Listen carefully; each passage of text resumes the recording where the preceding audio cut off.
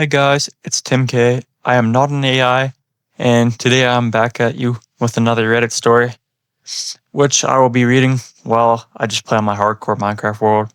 And, anyways, hopefully you guys enjoy, and sit back and relax.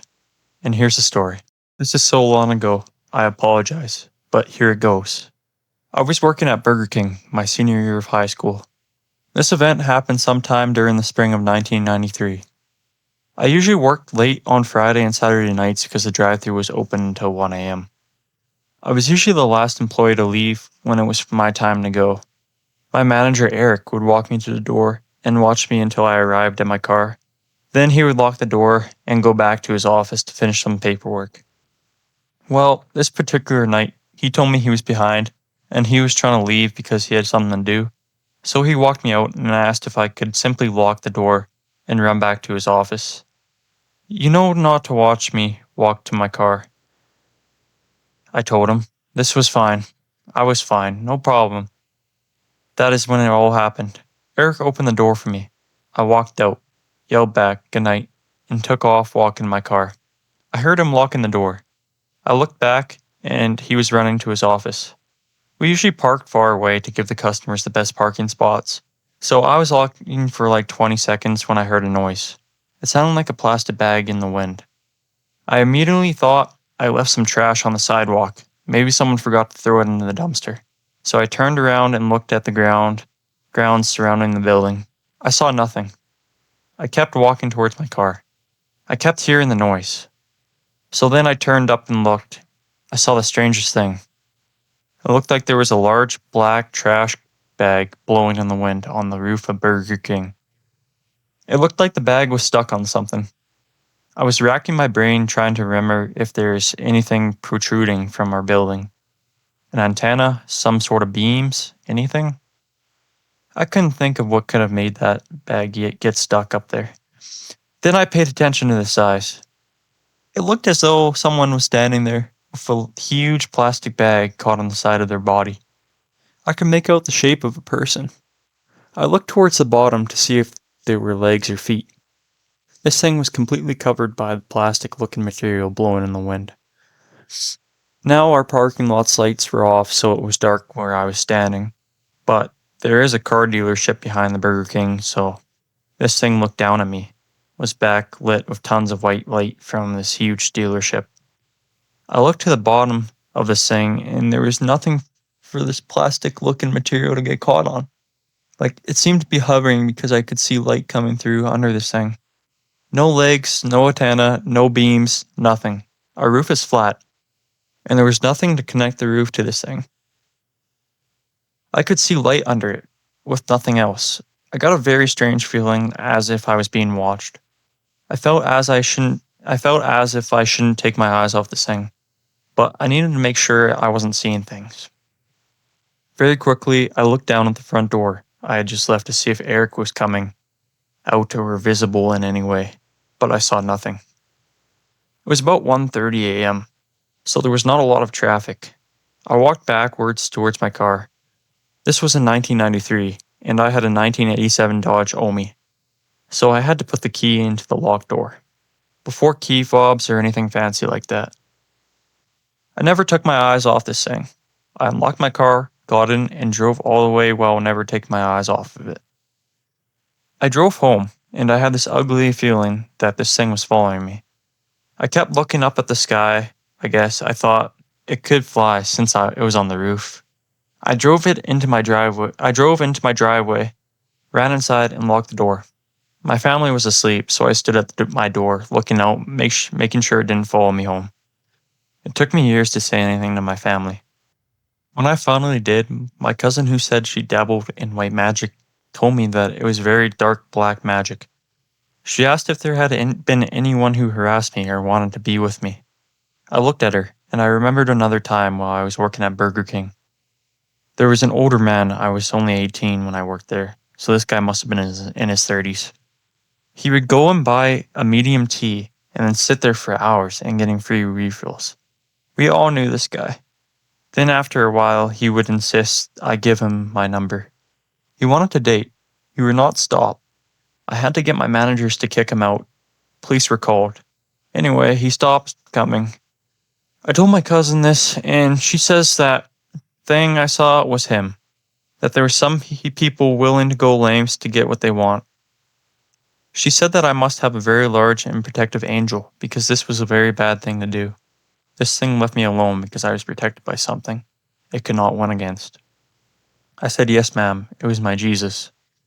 I don't know if her explanation of this was true, but it sure freaked me out enough that I don't want to talk about it much, and wonder if anyone else has this kind of experience. Years later, when I saw the movie Jeepers Creepers, that thing reminded me of the thing I saw, except imagine it covered in a thin, plastic black bag. This next story comes from the user Black Cat on Reddit, and here's the story. The old water house. Over the heath, there was an ancient crumbling water house, where the entire estate's water system was managed. Believe me, we thought it was a miracle how anything that old and manky could keep and pump out any water. But it did. It was just made with bricks, with a black slate roof and iron doors. Although at the time of this incident, it was just a shadow of its former self. It didn't have any doors. The windows were all smashed in by generations of kids throwing rocks and stones at them. It was there where my mama and siblings were kids, played over the heath, and they told us all that it spooked them and their mates as it did us. It was a really hot day one summer in the school holidays. The older boys were at home for some reason, and all the younger cousins, me included, were being little brats, so the boys said they would take us all blackberry picking to keep us quiet. Mama agreed gratefully. The boys were really responsible and mature at 16, 17, and 18. They babysat for us younger kids all the time, so we knew the rules of staying close to the boys and doing what they told us. And so, a half an hour later, everyone had their fruit buckets, and we were off. There were 5 of us younger kids. We were all really excited as blackberry picking was a great family favorite activity, and our Grand's blackberry pies were the best. Grand's house led directly onto the back of the heath. There was a fence with a gap at the end. One of my older cousins passed me through to the other, then lifted my tiny wheelchair over the fence. The other kids were through in seconds, and we were away again. On our way to our destination, the older boys told us spooky stories as they always did, half because they liked scaring us, and the other half because we all used to beg for them to. There was nothing more terrifying than a story from my cousins, H or B. They were masters, and so believable. We loved it. We all stopped talking when we came to the waterhouse. Nobody ever dared to speak around or near the waterhouse, not even the older boys. For something so mundane, it always looked and still does so eerie. There was a second fence to get through before we reached our beloved blackberry field. But this time, as we squeezed through the gap of the fence, we were all more somber as we remember the old wives' tale / urban legend that we all knew about this waterhouse. The story goes, once in the early 1960s, there was a gang of bank robbers. They were local to the area and were really nasty pieces of work. Their expertise was terrorizing bank customers and staff alike before grappling and shooting anything that moved. They did several jobs without getting caught, but they really messed up on a particular job, and a sweet 19-year-old trainee bank clerk was shot dead and 5 more people were seriously injured. One of the gang was also shot dead, along with the nastiest member of the gang being seriously wounded in the crossfire. It is said that the remaining gang members escaped with just a few hundred and made their way over to the heath and hid out in the waterhouse. It was newish at the time, and it was a perfect hideaway for the murderers.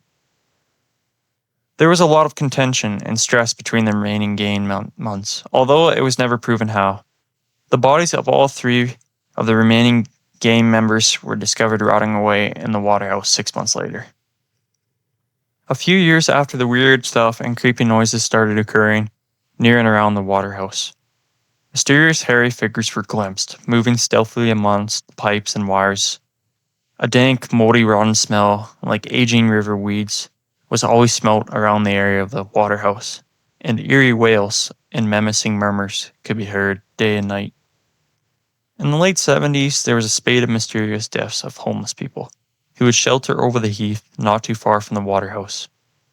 There was nothing to ever link the deaths to the Waterhouse, but the locals soon started giving the Waterhouse and the surrounding area a wide berth because of the creepy history and dark reputation, and that left the Waterhouse abandoned and in despair.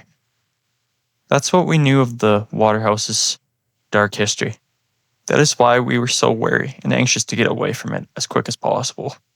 When we were all through the gap in the fence, further away from the Waterhouse, us younger cousins built up enough courage to glance over at the building of ill repute. Before being rounded up by the older boys, they put me in the wheelchair again, and we set off to the blackberry field. We soon arrived at the field where some of the other local kids were already near there, and we spent a nice afternoon picking and eating the juicy sweet blackberries and splashing in the river, and soon the sun was getting low, and it was time for home. Our journey home was much like the one there. We were still bantering, laughing, and the older boys were still winding us up slightly. But being as it was getting later, we were feeling warier and slightly subdued. When we reached the fence before the Waterhouse, the air felt slightly too close, like before a thunderstorm. The youngest of the three older boys got me out of the wheelchair so that B could lift it over the fence. The other kids were already on the other side of the fence with H and B. A suddenly said to his brother in a low guarded voice, "Something moved at the back of there." Bruh. B just looked at him sideways. Out of the boys, A was the most likely one to pull a stunt or wind up anyone for a laugh, but A was straight-faced. A said, "I'm gonna go have a look," passing me through to B and squeezing past all of us. "Wait up, A. We got tea." Having put me in the wheelchair, B had moved forward to his brother, and we all heard a shriek in horror and disgust, and the two boys moved back quickly. H, having already taken me out of my wheelchair again, had told me everyone to run, and we did. B picking up my tiny wheelchair, folding it while running.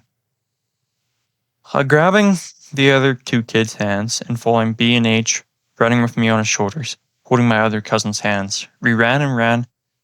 A kept saying, "Don't look back, don't look back." I did, but saw nothing. We didn't stop till we got to the fence which leads back to the road on the estate, and we could actually see civilization again. We were all completely exhausted, especially the older boys.